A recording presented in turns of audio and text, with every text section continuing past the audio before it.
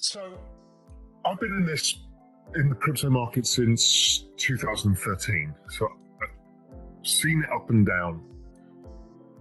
What you need to do is focus on the big picture. Where is this going? Because what you've got is an exponential adoption of an asset class with an exponential price over time. But everything that's exponential is volatile in nature as well. Just look at the Amazon share price since it IPO back in 99, went down 96%, then up, then down, until you get network adoption, the network becomes mature. So if you extrapolate the rate of change of the adoption of Web3, it's the fastest adoption of any technology ever in all human history. It's about twice the speed of the internet, which is why none of us sleep anymore, because it's just relentlessly fast, right? It's crazy how fast this is. To extrapolate out the 300 million global users now, assuming that network adoption rates slow down over time, because you can't, the earlier phase is the most exponential, we still get to 3 billion users in like 5 years. So, okay, once you know that, and let's say we're wrong. Let's say we're wrong by 75%. It's still a billion users. So therefore, don't focus on price. The future price will take care of yourself. If you're focusing on price in building your business now, you're building a weak business. You need to factor in the ability to take these very volatile swings as part of your business model. If you don't, you're going to fail. So this is a really good time for people to be building and focusing on the future and not the present. We have to distance ourselves. I do this. We do it with our investments, right? I'm in it for the long term. I don't even trade my positions. But I still have an hourly chart on my screen next to me, but I distance myself from my hourly chart, right? I don't look at my positions and figure out how much I'm up or down every day. I just don't care. But I'm very interested in what the market does. But so you have to, particularly as a founder, is distance yourself from the noise and focus on the big prize. That's why you're building a business. You're not building a business because you want to make money in the next 18 months because crypto goes up. You want the opportunity of the big prize, which is building something big and important, because this is the only opportunity that I've seen where you can build a business that goes from nothing to $10 billion in a year. So keep your eye on that. And imagine what that business could be worth in 10 years' time. So focus on the big picture. I think the move towards internet communities that are coalesce around commonality of mission and purpose, whether that's a cryptocurrency like Bitcoin, which has this very kind of digital sovereign state element to it, or whether it's around a Web3 community or an NFT community, I think is the most powerful business model unlock that we've seen since the start of the internet, and it might even be bigger than that. Because what you're doing is, if you think of the model of Facebook, Facebook is a network effects business, it's a community business, but the incentives are split. So we all as users of Facebook, WhatsApp, Instagram get the features of the product, but we don't participate in the network, i.e. we don't make any money from it. Yeah, we can build businesses on it, which is why it's a very valuable network. The shareholders took all of the value. Now, Web3 puts essentially the network users and the network owners as the same people, because you own a part of the token.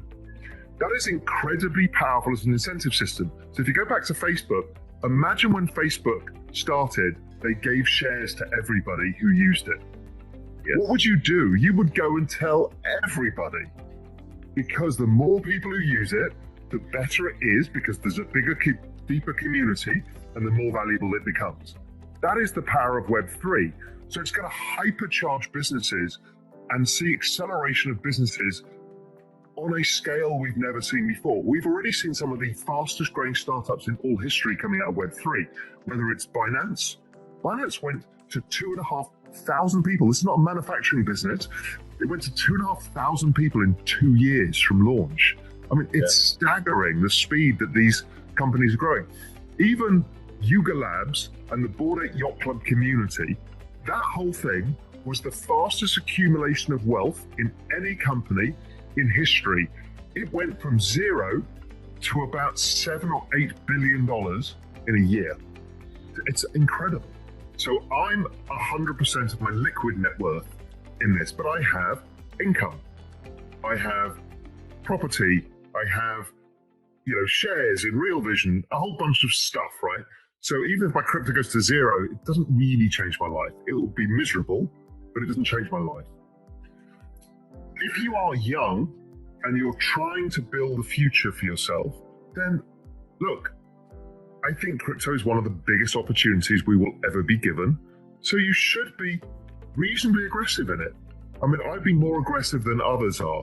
So if you've got an investment portfolio and you're young, I'd suggest if you're dollar cost averaging in, you're not trading it, you just want to build wealth in this asset class that grows over time, then being 20, 25% of your savings or investments in crypto is fine. You can have some in the Indian stock market, some in bonds, some in diversified global stuff, and you're pretty much going to set up for great success. Now, if you're 60 years old, I wouldn't say the same thing, because it's an element of risk and time horizon. Crypto's a long time horizon because we're talking about 10 years here, where we think the big bulk of the returns is going to come in 10 years. So that doesn't really help somebody who's 60 years old, because what they're thinking about is my retirement. So in which case I would have a different discussion with them and say, sure, have some of it because it's great, because it'll offset, the rupee, it'll offset other things. So maybe you can think about 5%. So even if it falls 50% again from here, what are you going to lose? 2.5% of your portfolio? Nobody cares. Right. But if it goes up 20x or something, well, okay, that becomes a lot of money. And every crypto cycle, it goes up 20x, 10x, 30x, 100x. So, think of it in those terms. This is something that most people misunderstand. There is zero correlation between the equity market and the crypto market over a larger period of time. Put up the chart of Bitcoin and put it against the S&P 500, the Sensex, anything, over 5 years, 10 years, right? There's zero correlation.